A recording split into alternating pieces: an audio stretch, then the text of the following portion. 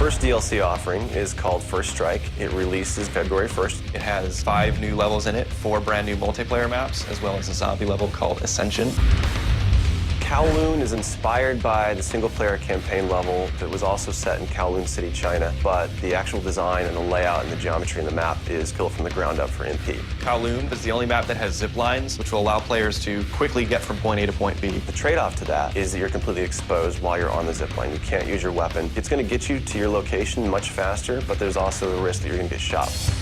Discovery is an Antarctic research station that was a German outpost left over from World War II. The two sides of the map are divided by a deep chasm. You're always kind of fighting for control over that crossover from one side of the map to the other. My tips for Discovery is really just learning the layout of the map, understanding how that chasm can impact the flow of the gameplay, and always being conscious of the exposure that you have to long-range weapons. You might be on a snow bridge and somebody throws a grenade, which collapses the floor around you.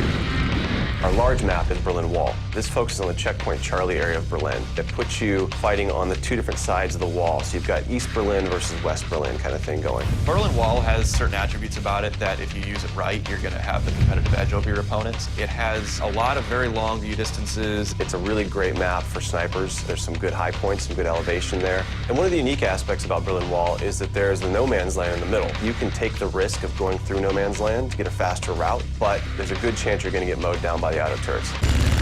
The stadium's one of my favorite maps. I am a run and gunner, so I tend to like that map. It's going to provide those close quarter players tight adrenaline, action-packed experience. So never underestimate the value of tactical insertion, and always be checking your corners and realize that these engagement distances are going to be really small, so use that to your advantage. I think it's going to cater to a lot of the players who just like the frenetic style of gameplay that Call of Duty has to offer. One of the big agendas with this map pack is we wanted to listen to the feedback that people have been giving about all the maps they've been playing with the release of the game. They want more verticality, more sniper opportunities. They really love the interactivity that we did. These are components that we wanted to bring back in a pretty big way in the first DLC offering. First Strike is going to be available February 1st for 1,200 Microsoft points, and it'll be available on Xbox 360 first.